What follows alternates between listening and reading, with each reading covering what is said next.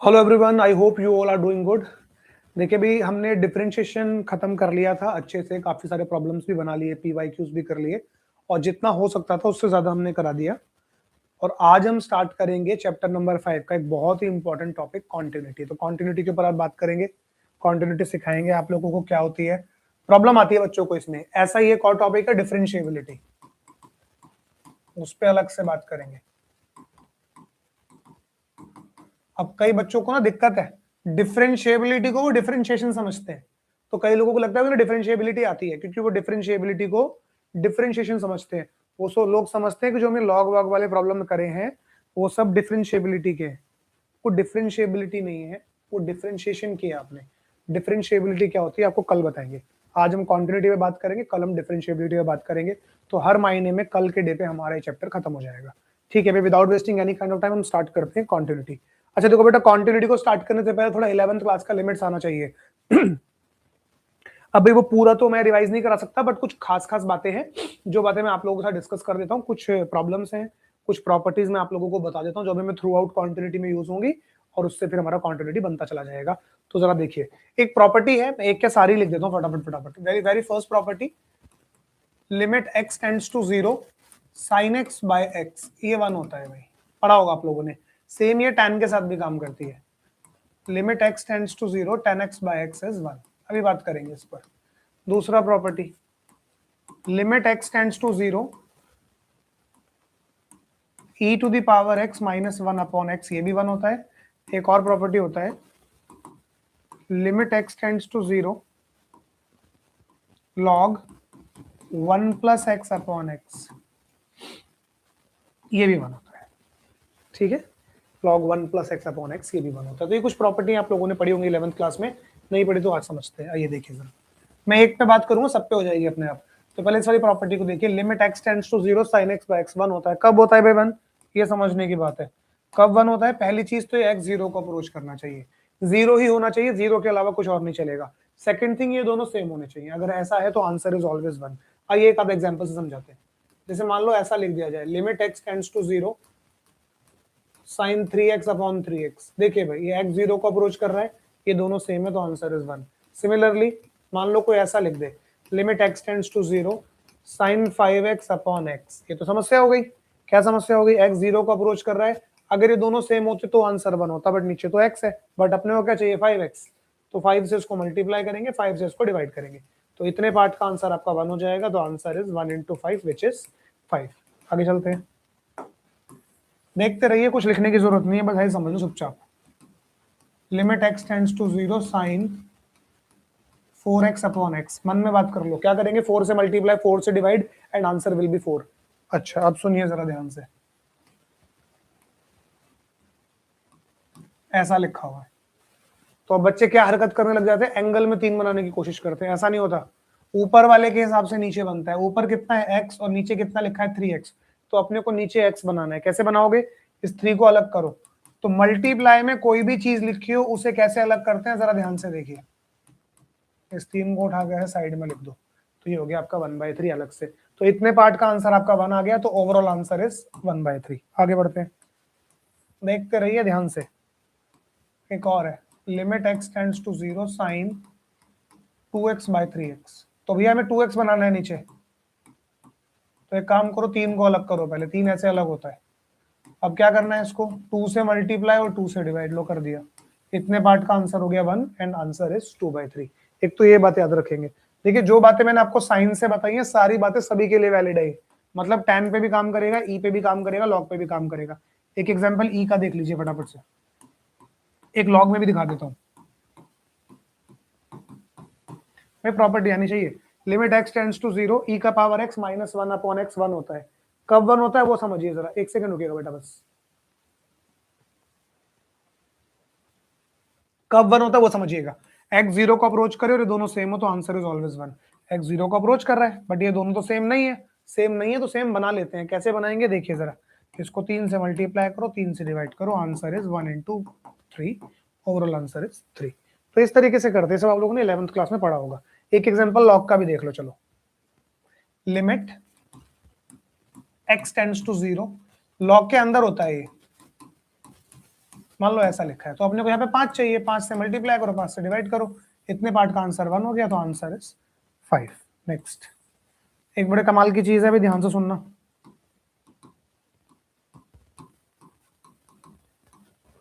ऐसा लिखा है ये, ठीक है, बहुत ध्यान से देखना इसको।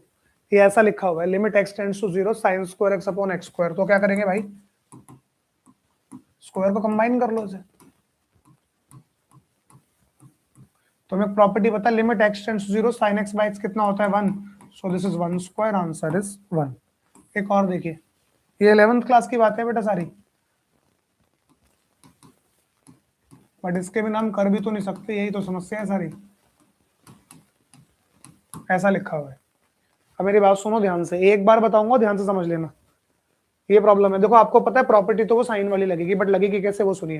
देखो जैसा ये एंगल ऊपर है वैसा नीचे क्रिएट करना पड़ेगा, तो नीचे आपको 3 लेके आना पड़ेगा। बट समस्या है, क्या समस्या है, साइन यहाँ पे 2 बार है, मतलब साइन का स्क्वायर है, एक्स भी यहाँ पर 2 बार है, मतलब एक्स का भी स्क्वायर है, तो मतलब 3 भी आपको 2 बार चाहिए होगा। क्या मतलब है कहने का, जरा समझिए ध्यान से। देखो ज्यादा भोला बनने की कोशिश नहीं करनी, एकदम समझने की कोशिश करनी है, ठीक है ना। देखो ये साइन स्क्वायर 3x लिखा हुआ, तो उसको मैंने sign 3x into sine 3x लिखा, नीचे लिखा है एक्स स्क्वायर को लिखा मैंने x इंटू एक्स। अब ठीक है, अब सुनो जरा, यहाँ पे 3 लाना, तो 3 से मल्टीप्लाई किया, 3 से डिवाइड किया, ये लो। यहाँ पे भी तो 3 लाना है, 3 से मल्टीप्लाई किया और 3 से डिवाइड किया, तो चेक करो, दिस इज 3 स्क्वायर। अब आपको मेरी बात समझ में आ गई भाई, साइन का स्क्वायर है, एक्स का स्क्वायर है, तो 3 का भी आपको स्क्वायर चाहिए होगा। तो देखो ना आपने, ये नीचे ये 3 इंटू 3 9 है, 9 से डिवाइड हुआ है और 9 से ही मल्टीप्लाई हुआ है, तो दिस इज द आइडिया। आइए अब इसको लिखेंगे कैसे वो समझिए।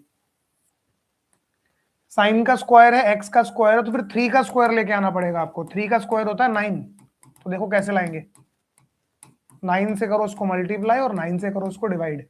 अब इसका बेनिफिट क्या हुआ भाई, इसका बेनिफिट हुआ ये, इसे करो कंबाइन, ये लिख सकता हूं मैं साइन 3x अपॉन 3x का होल स्क्वायर इंटू 9, तो ये 1 हो गया, 1 इंटू 9, आंसर इज 9। एक और एग्जांपल देखो भाई, बहुत आराम से हो जाएगा, घबराना नहीं है कुछ भी।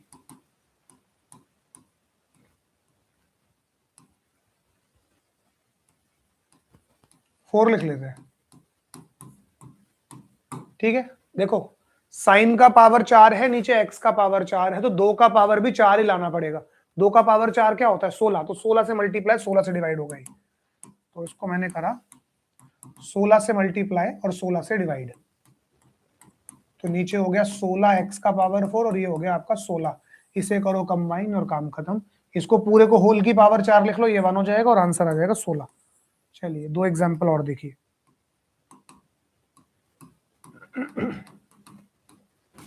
बेटा मैं आप लोगों का ना टाइम वेस्ट नहीं कर रहा हूँ, ये बहुत काम की चीजें हैं, ये जब इस्तेमाल होंगी तब आपको पता लगेगा क्यों बताया जा रहा था, ठीक है ना। तो इसलिए बड़े गौर से सुनिएगा इसको। ये क्या लिखा हुआ है, limit x tends to 0 sine x by 2 upon x. तो कैसे करेंगे इसको, देखिए साइन के एंगल में क्या है एक्स बाय 2, तो यहाँ भी एक्स बाय 2 बनाना पड़ेगा, 2 से मल्टीप्लाई 2 से डिवाइड, इतना पार्ट इज 1, तो ओवरऑल आंसर इज हाफ। अब अगला सवाल मैं बोर्ड पे लिख रहा हूँ और उससे अगला आप मुझे बताएंगे मेंटली करके कैसे आएगा।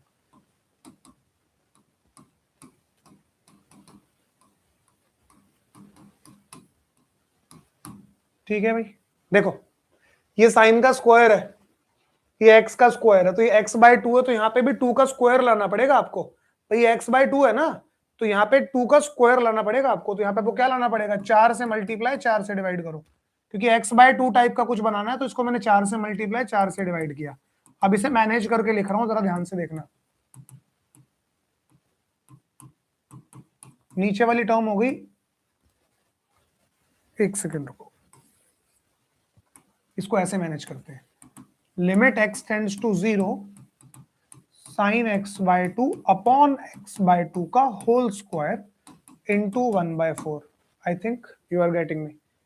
अरे क्लियर है ना भाई, कैसे लिखा है मैंने, बस ये स्टेप हो गया आपका 1, so answer is 1 into 1/4 which is 1/4। अगर आपको ये बात समझ में आ गई तो एक सवाल लिख रहा हूँ बोर्ड पे, इसका फटाफट से आंसर बताओ और आगे बढ़ते हैं। Limit x tends to 0 sine cube x by 2 upon x cube. Anybody फटाफट से आंसर कमेंट करो इसका।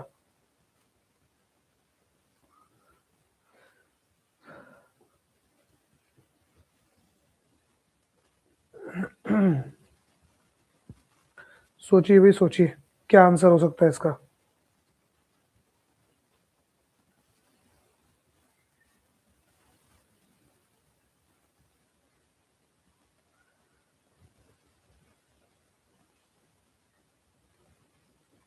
देखो भी 1/8 आंसर आएगा इसका। ग्रेट, 1/8 आंसर आएगा। कैसे आएगा 1/8? देखो यहाँ x/2 बना है तो यहाँ पे भी 2 का क्यूब लाना पड़ेगा, 8 से मल्टीप्लाई 8 से डिवाइड। ध्यान से देख लो आपको बनाना क्या है। तो ये पूरी चीज कंबाइन करोगे तो 1 हो जाएगा, तो आंसर इज 1/8। ग्रेट। तो इस तरीके से करते हैं इसको। चलिए एक दो थोड़ा डिफरेंट तरह के प्रॉब्लम देख लीजिए। एक दो डिफरेंट प्रॉब्लम से आजकल ट्रेंड बना हुआ है ऐसा। देखो जरा क्या करा रहा हूं मैं, ध्यान से देखना जरा।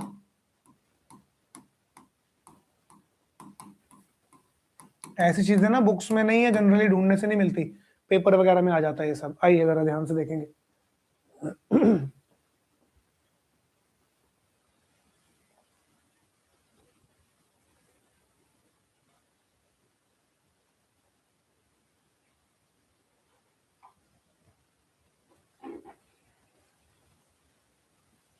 ठीक है भाई, बच्चों के आंसर्स भी ठीक आए हैं।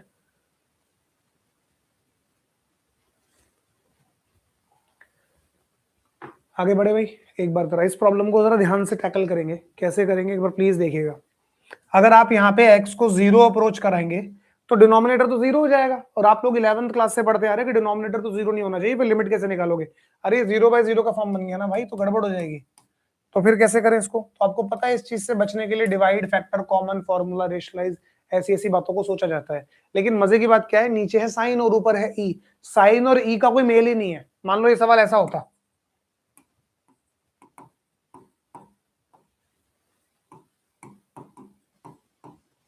तो आप लोगों को पता था कि x को 3 नहीं डाल सकते, तो ऊपर वाले के फैक्टर बनाओ, x-3 कट जाएगा। बट ये काम यहाँ पे हो नहीं सकता, तो क्या करें? तो फिर प्रॉपर्टीज के बारे में सोचते हैं। कैसी प्रॉपर्टीज? सुनिए जरा। ये लिखा है sin 2x, तो देखो sin 2x होना एक बहुत अच्छी बात है। क्या अच्छी बात है? सोचो अगर इसके नीचे मैं 2x लिख दूं तो ये तो 1 हो जाएगा ना। तो इसके नीचे 2x लेके आना पड़ेगा। अब इसके नीचे 2x कैसे लेकर आओगे? सुनिए जरा, बस यही चीज सीखनी है और हो गया काम। इसको मैंने क्या करा, 2x से मल्टीप्लाई करा और 2x से डिवाइड किया। कोई दिक्कत? अब ये पार्ट तो 1 हो जाएगा, लेकिन ये x तो नीचे बैठा ही है ना, तो 0 तो फिर भी बनेगा। तो फिर क्या करें? एक बार ऊपर देखो, एक बार ऊपर देखो। ऊपर ऊपर क्या लिखा है? e3x-1। तो e को लेके भी तो एक प्रॉपर्टी होती है। अगर e(x-1) आ जाए तो इसका आंसर 1 होता है। तो ऊपर क्या लिखा है? e3x। तो अगर ऊपर वाले को ऐसा कर दो, 3x से मल्टीप्लाई और 3x से डिवाइड, तो बेनिफिट क्या होगा? x से x कैंसिल हो जाएगा। अब ये जो आपको x परेशान कर रहा था ये कैंसिल हो गया। अब आपका आंसर आ जाएगा। देखो ऊपर वाली लिमिट का आंसर कितना हो गया? 1 × 3, नीचे हो गया 1 × 2 एंड आंसर इज 3/2। तो आजकल क्या होने लगा है कि सवालों को मिला के सवाल बना देता है। मतलब साइन से लॉग का कॉम्बिनेशन बना देगा। मैं अभी क्वेश्चन करवाऊंगा आपको, साइन और टैन का कॉम्बिनेशन बना देगा। तो ये चीजें आप लोगों को थोड़ा सा आना चाहिए। 5-7 मिनट लगा के एक कॉन्सेप्ट और है लिमिट्स का, वो देख लेते हैं, फिर हम कॉन्टिन्यूटी कराएंगे। देखिए कॉन्टिन्यूटी के अंदर लिमिट ही सॉल्व करनी पड़ती है। तो जितना बढ़िया आपको लिमिट आता होगा उतना बढ़िया आपको कॉन्टिन्यूटी आएगा। मेन क्या है, कॉन्टिन्यूटी का डेफिनेशन समझना, वो हम आपको समझा देंगे बढ़िया से। लेकिन मेन क्या है, आपको लिमिट निकालनी नहीं आती तो मेरे को लिमिट पे ही काम कराना है। कॉन्टिन्यूटी तो हम आपको समझा ही देंगे। चलिए, ये एक बहुत इंपॉर्टेंट चीज है, बड़े ध्यान से समझना, very very important.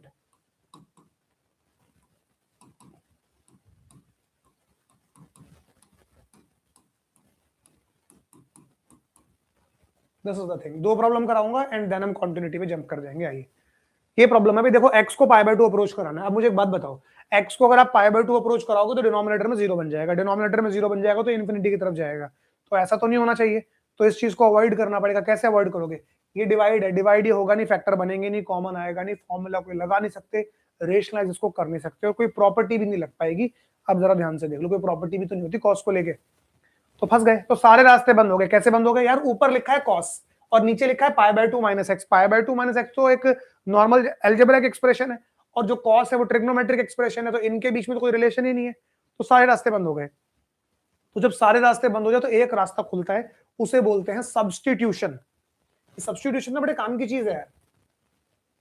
Something is called substitution.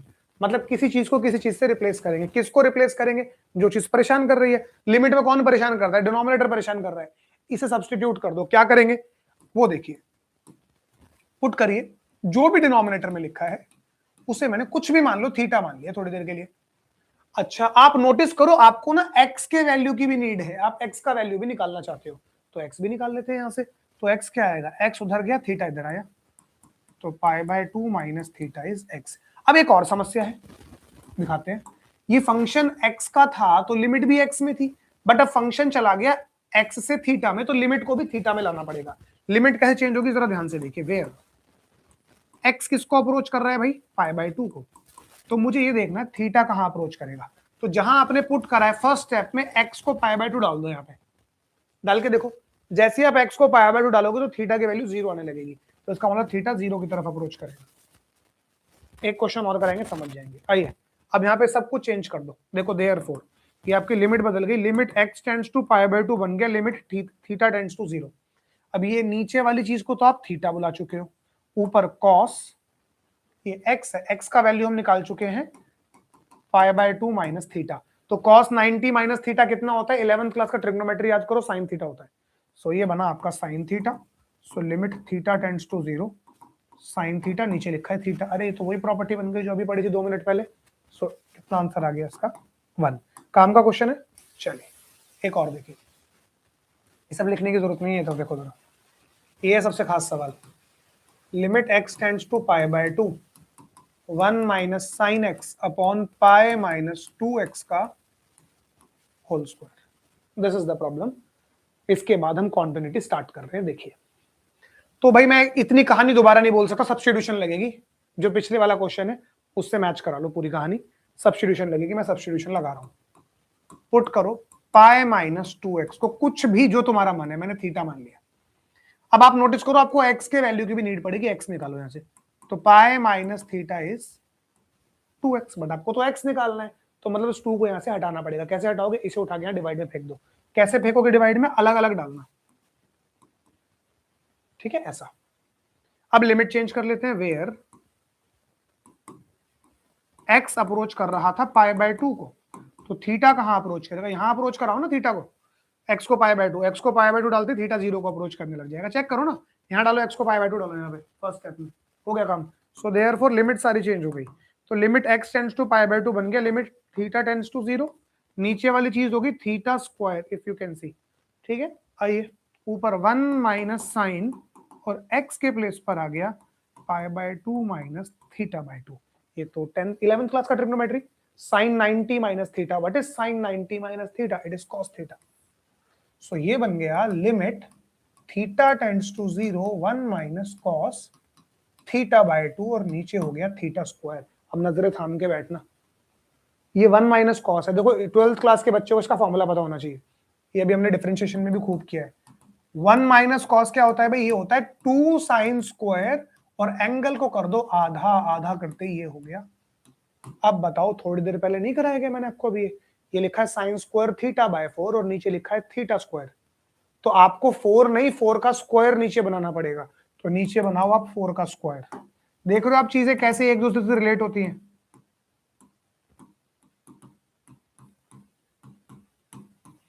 तो इसको मैंने 16 से किया मल्टीप्लाई और 16 से किया डिवाइड, नोटिस कीजिए ये कैंसिल होके 8 हो गया, इसे कंबाइन करेंगे 1/8 इसका आंसर आएगा।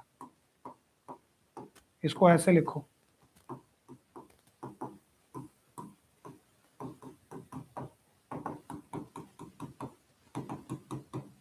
चलिए जी, ये कुछ एग्जांपल्स बताने थे कॉन्टिन्यूटी को स्टार्ट करने से पहले, कंफर्म।